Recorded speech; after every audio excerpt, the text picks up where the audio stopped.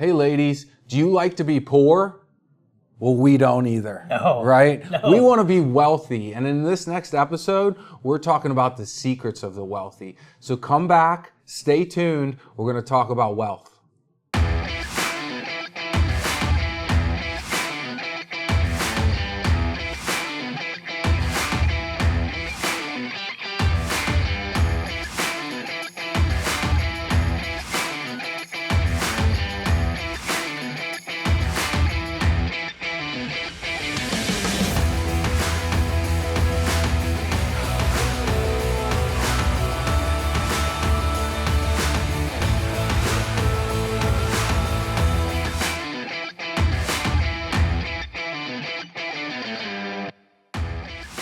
Hey ladies, and welcome back to the next episode of Smart Money. Guess what we're talking about today, Brad? Wealthy people. Wealthy people, right? We want all of our consultants to be wealthy. Absolutely. Right? And in this episode, we're going to talk about the secrets of how to get there, right? Yeah. I think a lot of people sometimes look at wealth and I dropped the chocolate fountain idea. I dropped the Rolls Royce, all these things. People have this misconception of wealth, don't they? Yeah, they sure do. Right? Yeah. So we're going to talk about what do wealthy people do, right? How do they get there? And what are these practices that will set you up to amass wealth in your personal situation? Right? So we're going to start it off. Let's talk about the first thing that wealthy people do, Brad. Yeah, first things first. So, Chris, if you want to be a bodybuilder, who are you going to follow? Someone who knows how to lift weights. Exactly. And Right. sometimes we just get this misconception about wealthy people, like you said, like it's this evil thing, like rich people are just evil, and they're really not, all right? So if you want to be wealthy, it's simple. Do what wealthy people do, all right? And that's exactly what we're going to talk about here today. And one of the first things that they do is that they keep their expenses low, even as their income rises, right? So what most people will do, though, is that when they get that raise or when, they get extra money, an inheritance, whatever it might be, what do? They upgrade the lifestyle. They get the nicer car, they get the nicer home, they get nicer things, right? What wealthy people do is they take that extra money and they live below their means, and they take that extra money and they invest even more money. All right. And that allows them, obviously, to accumulate wealth over time. And this allows them, obviously, more opportunities for saving, right? Whether it's investments, whether it's your emergency fund, whatever it might be. And many millionaires live very modest lifestyles, believe it or not. It's crazy. And actually, I forgot to bring my book out here, but there is a book called The Millionaire Next Door, written by Thomas Stanley. And this is an awesome book, and I would suggest that you go out and read it. It's got some more statistical type stuff in it, but if you really want to see what millionaires look like, this is the book to read.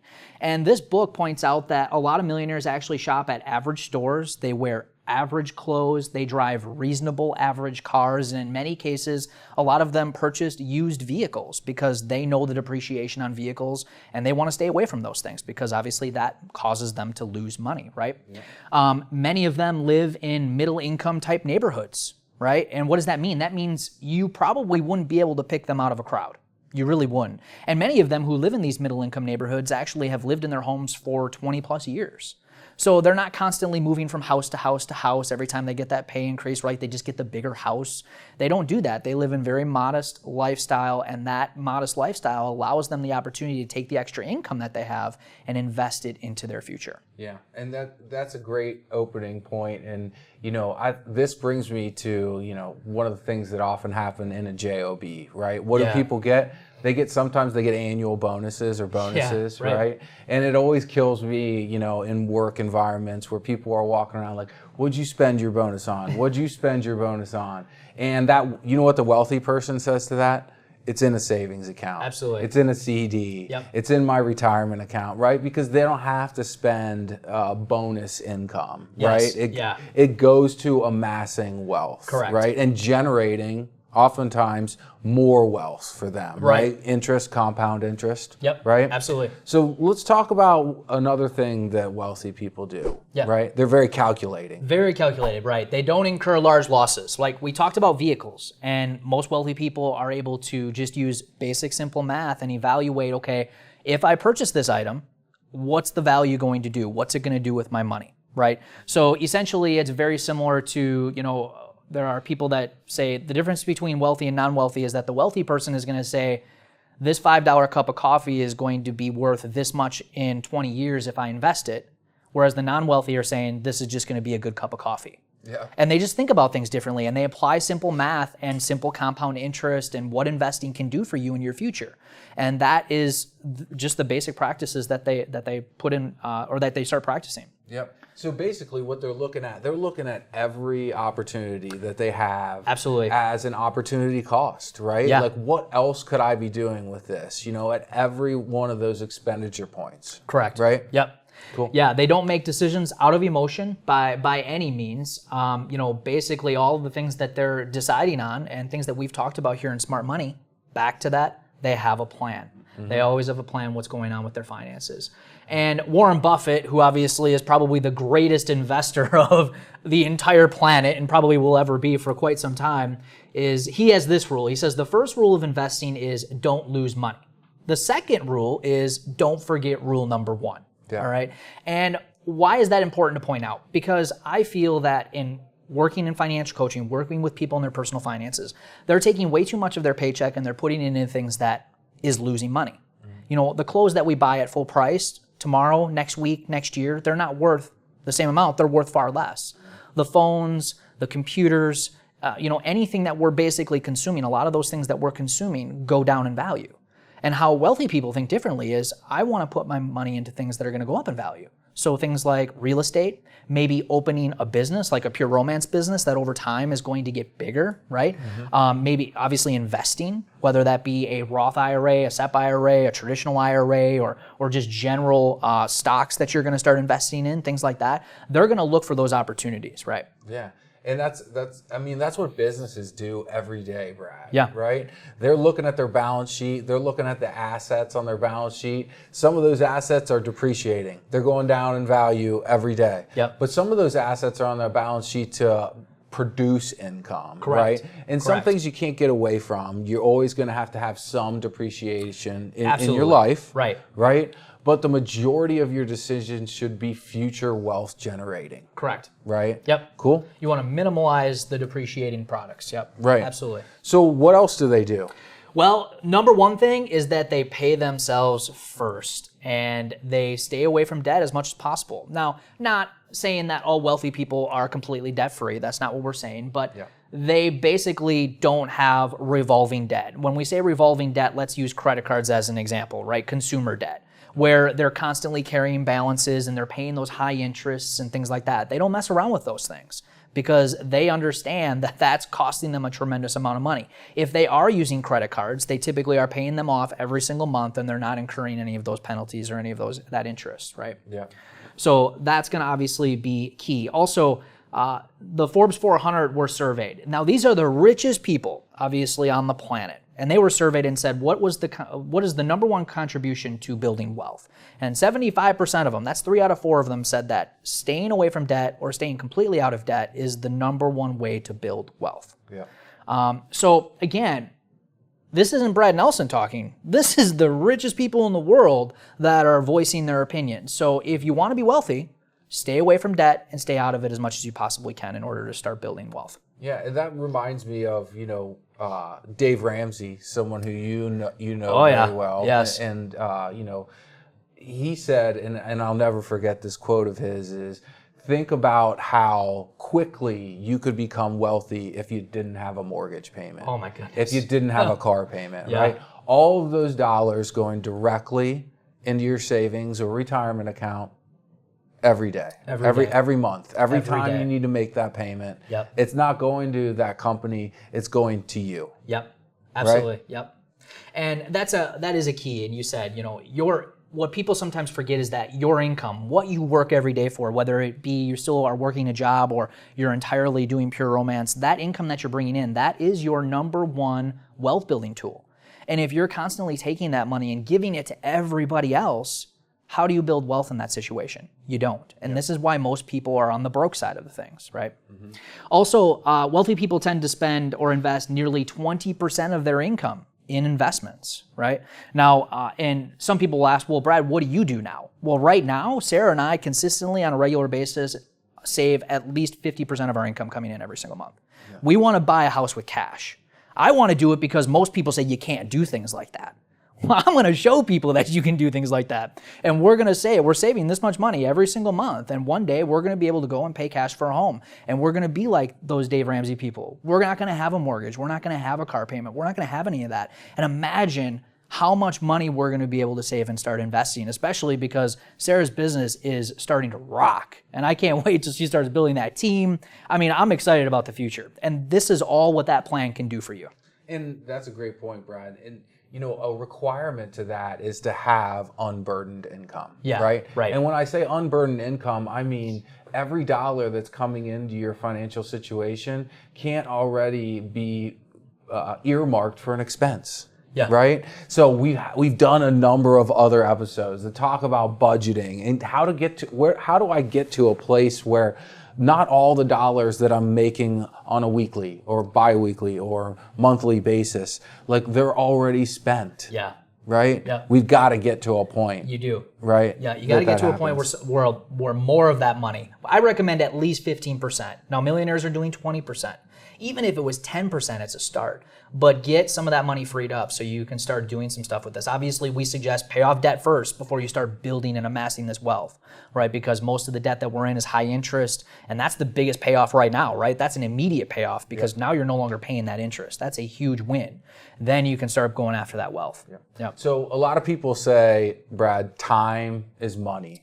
What do you have to say about that? Yeah, it is. And man, I feel like a lot of other people, and I wish I would have started a lot earlier. I wish I would have been doing the stuff that I'm teaching now back when I was in my early 20s rather than the way I did it, which is how most people do it, right? And you got to start saving early. And most people say, well, I didn't save early, so what do I do now, right? Am I out of luck? Can I not do this anymore? No. And I like to read this quote. I want to make sure that I get it right, but they say that the best time to plant a shade tree was 20 years ago. So when's the next best time?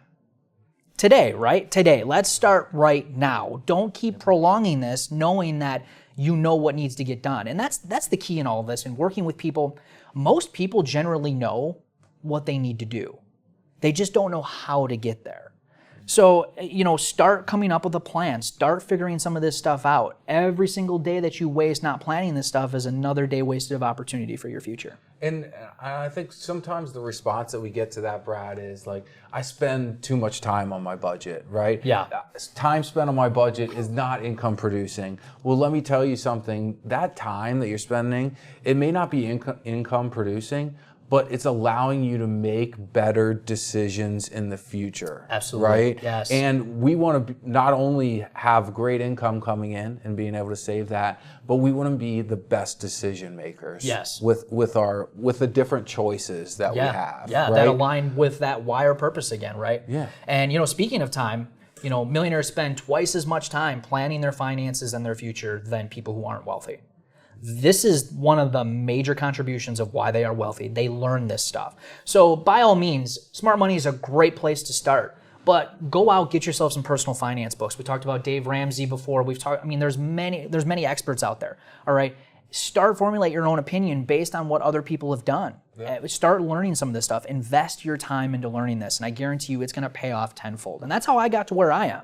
It wasn't just one way, it was reading about all these different ways. And I didn't agree with all of them. And eventually I just formulated my own opinion. I started actually doing and looking at what wealthy people do. And now we're on the plan to start doing those things. Yeah, or get into the Roots of Personal Finance class. Yeah, absolutely. Another class coming up here in the future. Yep, right? absolutely, yes. And Brad goes a lot deeper into all these topics. And really, all those things are what wealthy people are doing. Yes. Right? Or absolutely. have done to get there. Yep. Right? Investing in themselves. So, Brad, the next thing, can money buy happiness? We like to think it can, but article after article, Facebook post after Facebook post, and TV shows after TV shows are proving that that's just not the case, right? And I think it's kind of strange that many people know that money can't buy happiness, but why do we continue to chase after it and chase after stuff? It's just kind of mind-boggling to me. So most millionaires understand that money isn't going to bring them happiness. They're not folly in any of their decisions at all. They have a plan, and they know exactly what they want to do, and they don't care what anybody else thinks of it. right? They're not following the crowd by any means. And what they say is that if the crowd is doing it, you need to stay away from that. And the crowd, most of them are unfortunately very broke. Yeah. And there's a reason why there's only a small number of people who are millionaires, and they're doing things the different way. And there's a reason why they're having the success that they're having, because they're staying away from the things that most people aren't. Right. And they're setting goals, right? I mean, how confounded and just bad would many of you consultants be if we never had an incentive trip or a contest, right, with a threshold that you have to hit. Yeah. Right? Setting goals and reaching them allows you to not be the person always just chasing the dragon. Yeah. Right? Right. Always chasing the next thing. And unfortunately, that's what a lot of people are doing in their personal finances. There's no goal. Yep. There's no, I'm going to be happy when this happens, right? Yes. So I think we need to get there. Yeah, absolutely. Right? And millionaires, they know what happiness means to them. They have determined what they want. They have determined their why or purpose. They may not have everything in place right now, but they're working towards it. And that brings contentment and things that we're going to talk about here in just a little while. Yeah. So let's talk about one other thing that wealthy people do. They do give a lot. Yeah, absolutely. Right? And this was kind of a surprising thing that I learned along the way. And, we mentioned Dave Ramsey. They talk about it a lot, but book after book, I've ran into this where wealthy people or people that write these personal finance books on how to get wealthy, a lot of them are givers. And there's a reason for that, and that is giving has been proven to provide happiness. Mm-hmm. And Harvard actually did a study on this, and I thought it was pretty good. And they did multiple different examples of this, but the best one is they gave everybody, this group of people, $20. And they said, you have two choices. You can either take this $20 and you can spend it on somebody else, or you can take this $20 and spend it on yourself. And then they went through and then they studied their emotions after that, and they asked them, what made you happier? And the people that spent it on other people proved to be more happy than those that spent it on themselves. And they've also done studies where, they show people who get raises or people who get those bonuses like we talk about, and they go out and they spend those, that it's a very short-lived happiness that they get. They get that, burst of energy. They get that, emotional charge because they bought this item. But then, after a couple weeks or a couple of months, that new car smell goes away or that new house smell goes away. Yeah. And before you know it, you're kind of on to the next thing. What else do I need to get now, right? Mm-hmm. So giving provides a lot of joy and a lot of happiness in your life. And many people know this. This is why we give presents and we give gifts and things. We like to be able to do that kind of stuff. Yeah. And, you see these big, huge, and a lot of people say, well, of course they like to give because they have more money to give. But that's not why they do it. They do it, at least in my study, and what I've learned is they do it because it does bring them a lot of happiness. And they don't have to. And they don't have to, right? Right? So, one thing that I always said was, the toys stay up here, right? Yeah. It's fun to have toys, but when you're done and the game's over, right? The toys stay up here, and really the legacy and how you impacted other people's lives absolutely. Is what lives on. Yep, right? Absolutely. Yeah, and I think wealthy people get to a point where they're content with their situation, right? And they understand that fact, right? They have time to reflect on, what's my legacy going to be, right? Absolutely. Instead of always being on that hamster wheel. Yeah. Right? I talked to Chris about this very topic, and if you have extra time, I would invite you to go out and check out a blog post. It's called The 5 Regrets of the Dying. And this was put on by it was like a hospice type nurse, someone who helped people, basically end their life, not physically, but just was with them at the end of their life. And she started to write down a lot of the regrets that they had. And surprisingly enough, toys that we're talking about, none of that makes the list. It's about, taking chances in their life, or I wish I would have, nurtured my relationships a little bit better. I wish I didn't work so hard at things I didn't really want to do, or I wish I would have maybe spent some time and took some chances on things that make me happy. And, I told Chris, these are the experts. These are the people on their final days that are telling everybody, hey, this is what I'm feeling right now. Start studying these people, because that's how you should be living your life. If you're chasing after all of these other things, you're going to be pretty sorry when your life comes to an end, I think. And we're really fortunate here at Pure Romance, right? We work for a company as consultants and both here at the corporate office with a company with a great mission. Yeah. And we all have great passion for it. So we're starting out with the best thing, a passionate career. Yes. Right? Absolutely. So now let's be a little bit more mindful of the other things that are going on around us. Yeah. Right? Absolutely. So this takes us to the last thing here, Brad. Yeah. Wealthy people are anything. They're patient. Very patient. Yeah. Right? Yeah, they are very patient. And when it comes to investing, people who are successful at investing are just boring and patient. Investing, all in all, when you get down to the simple part of it, is just a really boring process. And they just consistently and methodically just put their money in month after month after month.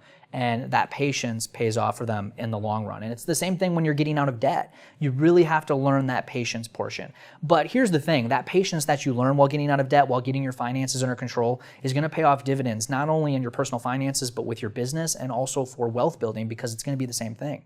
You got to be patient when you're doing this stuff. There is no ifs, ands, or buts around it. You can't, there's no miracle pill that's going to fix everything for you. You just got to put in the work and just methodically every day do this stuff. And millionaires are experts at that. Yeah.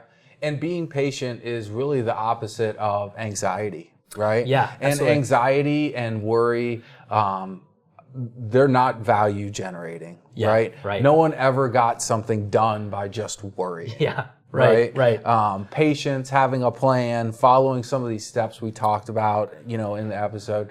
That's what gets you to where you want to be. Yeah. Right. Yep. So I think this was a great episode, Brad. Thanks for joining me. Yeah, absolutely. As always. It's awesome to be here. Glad you were here. Ladies, thank you for tuning in too. I hope you learned some things about the habits of the wealthy today in our episode. So take this with you. Thank you for joining. Be well.